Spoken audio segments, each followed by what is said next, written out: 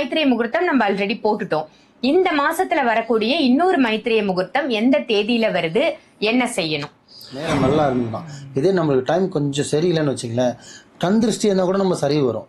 ஒரு எலுமிச்சப்பழம் தாண்டினா கூட நம்மளுக்கு பிரச்சனை. பரிகாரத்தை வந்து நீங்கள் கொஞ்சம் அந்த பரிகாரம் பண்ணுறதுக்கு கூட என்கிட்ட காசு இல்லவே, கொஞ்சம் கஷ்டப்பட்டுட்டு இருக்கேன், இன்னைக்கு வீட்டில் இருந்து சுமூகமாக எதனா பண்ணுறதுக்கு வாய்ப்பு இருக்கான்னு கேட்க சொல்லாமல் இருந்தேன். இப்போ கிட்டத்தட்ட ஒரு வருஷமா சொல்லிட்டு இருக்கேன்னு நினைக்கிறேன்.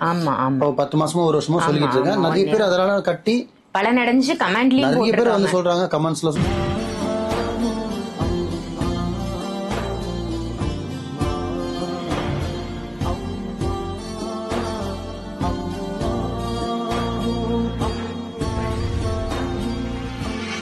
மர்ஜன் நேயர்கள் அனைவருக்கும் அன்பான வணக்கங்கள். புழல் காவாங்கரை MM டவர்ஸ்ல இருக்கக்கூடிய மாலிக் பாய் அவர்களை தான் சந்திக்க வந்திருக்கோம். வணக்கம் பாய். வணக்கம்மா. நல்லா இருக்கீங்களா? அல்லாஹ்வுடைய கிருபை நல்லா இருக்கேன். நீங்க நல்லா இருக்கீங்களா? ரொம்ப நல்லா இருக்கேன் பாய். உங்களுடைய பதிவுகள்லாம் ரொம்ப அருமையா சிறப்பா போயிட்டு இருக்கு. மாந்திரீகம் தாந்திரீகத்தை பத்தி நிறைய விஷயங்கள் பொதுமக்களுக்கு சொல்லிட்டு இருக்கீங்க. இன்னைக்கான டாபிக் என்ன அப்படின்னு பாத்தீங்கன்னா மைத்திரேய முகூர்த்தம். ஒவ்வொரு மாசமும் வரக்கூடிய அந்த 2 மைத்திரேய முகூர்த்தத்தோட தேதி, நேரம், கிழமை, என்ன பண்ணணும், என்ன பண்ணக்கூடாது, கடனை எப்படி அடைக்கிறதுன்னு சிறப்பான பதிவா கொடுக்குறீங்க. அந்த வகையில ஒரு மைத்திரேய முகூர்த்தம் நம்ம ஆல்ரெடி போட்டுட்டோம். இந்த மாசத்துல வரக்கூடிய இன்னொரு மைத்திரேய முகூர்த்தம் எந்த தேதியில வருது, என்ன செய்யணும்? ஆக்சுவலி மைத்திரை முகூர்த்தம் லாஸ்ட் வீடியோல கூட இந்த மந்த்லயே இன்னொரு மைத்திரை முகூர்த்தம் போட்டிருந்தோம் நம்ம. இப்போ இந்த மாதம் மைத்திரி முகூர்த்தம் அப்படின்றது ஃபஸ்ட்டு மைத்திரி முகூர்த்தன்றது நிறைய பேருக்கு சொல்லியிருக்கேன். ஸோ புதுசாக வந்திருக்க ஃபாலோவர்ஸ்க்கும் சரி, இல்லை புதுசாக பார்க்குற மக்களுக்கும் சரி, மைத்திரி முகூர்த்தன்றது ரொம்ப முக்கியமான ஒரு விஷயம் தான். முகூர்த்தம்னு சொல்லுவாங்க. நல்ல நேரம் மனுஷனுக்கு இருக்கிறதே பார்த்திங்கன்னா பில்லி, சூனியம், கெடுதல், கெட்டது, புரியுதுங்களா, ஏவல், இது எல்லாத்தையோட பெருசு எதுன்னு பார்த்தீங்கன்னா டைம். ஏன்னா நம்மளுக்கு நேரம் நல்லா இருந்ததுன்னா இந்த பில்லி, சூனியம், ஏவல், மந்திரம், தந்திரம் நம்மளை ஒரு சீன் கூட கண்டிச்சு கூட நம்மளை சீண்டாது. நேரம் நல்லா இருந்ததுன்னா. இதே நம்மளுக்கு டைம் கொஞ்சம் சரியில்லைன்னு வச்சுங்களேன், கண் திருஷ்டி இருந்தால் கூட நம்ம சரி வரும்.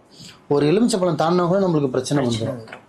ஸோ வாழ்க்கைக்கு இந்த மந்திரம் தந்திரன்றது முக்கியமோ இல்லையோ, வாழ்க்கைக்கு டைம்ன்றது ஒரு விஷயம். ஸோ அந்த டைமை தான் வந்து பார்த்திங்கன்னா அதில் தான் இந்த முகூர்த்தன்ற விஷயத்தை எடுத்தாங்க. நல்லது கெட்டது. ஏன்னா நல்லது எந்தெந்த நேரத்தில் செய்யணும், கெட்டதை எந்த நேரத்தில் செய்யணும், அதை வச்சு தான் நாட்கள் கொண்டு வந்தாங்க. இந்த நாட்கள், இந்த கிழமை, இந்த நேரத்தில் இந்த வேலை பண்ணால் நல்லது நடக்கும். இந்த நாட்கள் இப்போ திங்கக்கிழமை ஒரு வேலை ஆரம்பிக்கலாம், நல்ல நாள், வாரத்தில் முதல் நாள். அதனால தான் பார்த்தீங்கன்னா முதல் நாள் அன்றைக்கி மட்டும் பார்த்தீங்கன்னா ராகு காலம் வந்து பார்த்திங்கன்னா டைமிங் காலை 7:30 9 மணி வரை வரும். ஞாயிற்றுக்கிழமை பார்த்தீங்கன்னா சாயந்தரம் 4:30 6 மணி வரை வரும். ஏன்னா நம்ம மனுஷன் வாழ்கிறதுக்கு பார்த்திங்கன்னா பஞ்சபூதம் முக்கியம்னு சொல்லுவாங்க. நீர், நெருப்பு, வானம், பூமி, இது மாதிரி எவ்வளோ முக்கியமோ அதில் எல்லாத்தோட முக்கியம் நம்ம டைம் நல்லா இருக்கணும். ஸோ அந்த நேரத்தில் பார்த்து தான் வந்து இந்த முகூர்த்தம், சுப முகூர்த்தம், பிரம்ம முகூர்த்தம், கல்யாண முகூர்த்தம், யோக முகூர்த்தம், முகூர்த்தத்தில் நிறைய இருக்குது. பட்டு நம்ம மக்களுக்கு இந்த சமூகத்தில், அதுவும் இப்போ இருக்கிற பாப்புலேஷனில் வாழ்கிறதுக்கு எல்லாத்தோடைய வாழ்க்கையில் எது முக்கியமோ இல்லையோ, சாப்பாடுறதுக்கு உணவு இருக்கோ இல்லையோ, வாழ்கிறதுக்கு பணம் முக்கியன்ற மாதிரி இப்போ ஆயிடுச்சு. அந்த பணம் வந்து இல்லாதப்பட்டவனுக்கும் இருக்கிறப்பட்டவனையும் ஒரு வழி ஆக்கிடுது. அதில் முக்கியமானது கடன்ன்ற ஒரு விஷயம்.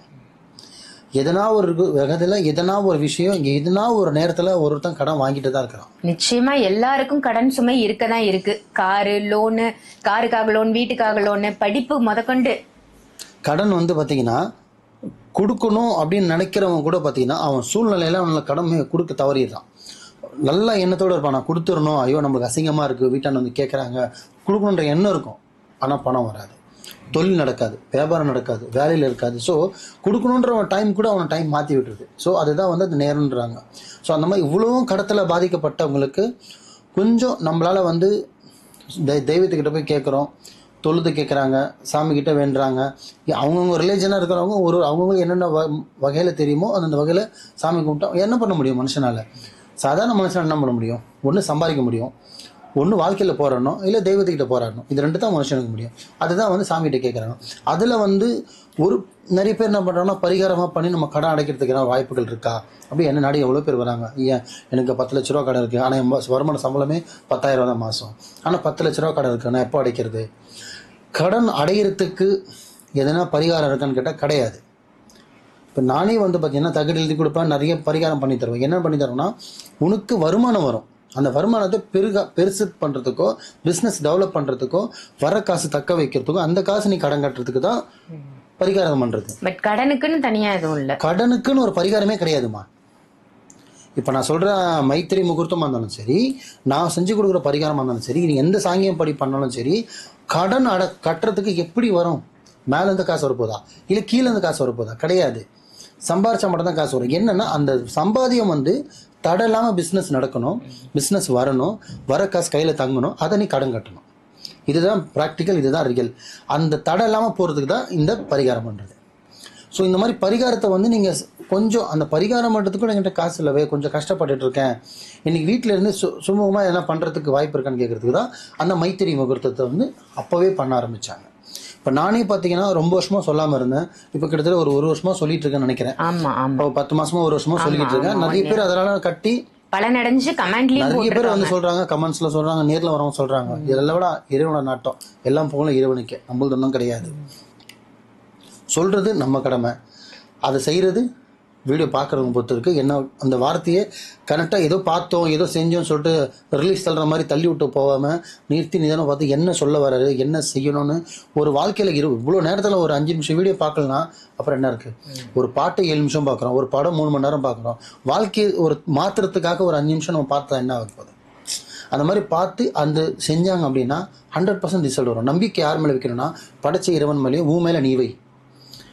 நம்பிக்கையோட பண்ணுறோம், நல்லது நடக்கணும்னு வச்சு பண்ணிங்கன்னா எது வேணாலும் பண்ணலாம். ஸோ அதுதான் மைத்திரி முகூர்த்தம். இப்போ மைத்திரி முகூர்த்தம் என்னன்னா நிறைய பேர் தெரியும், பட் இருந்தாலும் சொல்கிறேன். நார்மலாக மைத்திரி முகூர்த்தம் ரொம்ப பெருசாக அது இதெல்லாம் கிடையாது. நார்மலாக ஒரு ஒயிட் பேப்பர், வெள்ளை பேப்பர் எடுத்துக்கணும். அதில் பார்த்தீங்கன்னா இன்னாருக்கு, இப்போ நம்ம இப்போ என் பேர் மாலிக்னா மாலிக் பாய் இன்னாருக்கு காசு தரணுன்றது மாதிரி காசு எழுதிடணும். ஃபஸ்ட்டு வெள்ளை பேப்பரில் மைத்திரி முகூர்த்தம் தெளிவாக தமிழ் எழுதுறீங்களோ, நீங்கள் எந்த ரிலேஷனாக இருக்கீங்க எதில் வேணாலும் எழுதுங்க. ஆனால் மைத்திரி முகூர்த்தம்னு எழுதிட்டு இன்னாருக்கு இன்னார் நான் காசு கொடுக்க போகிறேன், இவ்வளோ தொகை கொடுக்க போகிறேன்னு எழுதிட்டு அதில் அவங்க பேரும் நம்ம பேரும் ஒன்றும் யாருக்கு கொடுக்க போகிறோம் பேரும் அவங்க பேரும் எழுதிட்டு அந்த காசை அந்த கவருக்குள்ளே வச்சுட்டு அதை சுற்றி சாமி படுத்தாண்டியோ இல்லை பூஜாரியிலையோ சுத்தமான இடத்துல தீட்டுப்படாத இடத்துல அதை வச்சுட்டு அது எப்போ கொடுக்கணும் பார்த்தீங்கன்னா, இந்த மைத்திரி முகூர்த்தம் எப்போ வருதுன்னு பார்த்தீங்கன்னா டைமிங்கு காலையில் வருது. அதுவும் 31ஆம் தேதி திங்கட்கிழமை அன்னைக்கு வருது. மாதம் கடைசி அடுத்த நாள் 1ஆம் தேதி. ப்ளஸ் கடமும் கொஞ்சம் தீர்றதுக்கு நல்லாவே வாய்ப்புகள் அதிகமாக உண்டு.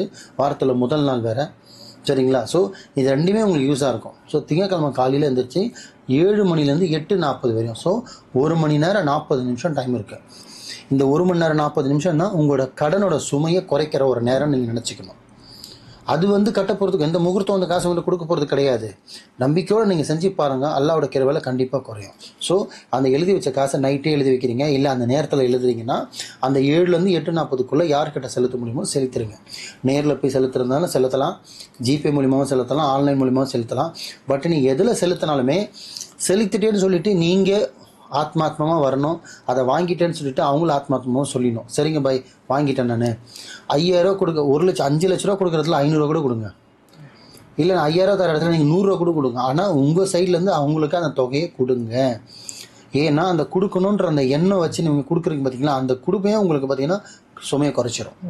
அவங்களோட மனசில் என்ன ஆகுனா கொஞ்சம் தன்மை வர வச்சிடும். கொடுப்பாங்க கொடுக்குறன்ற எண்ணம் அவங்களுக்கும் வரும், கொடுக்கணுன்ற எண்ணம் இவங்களுக்கும் வரும்.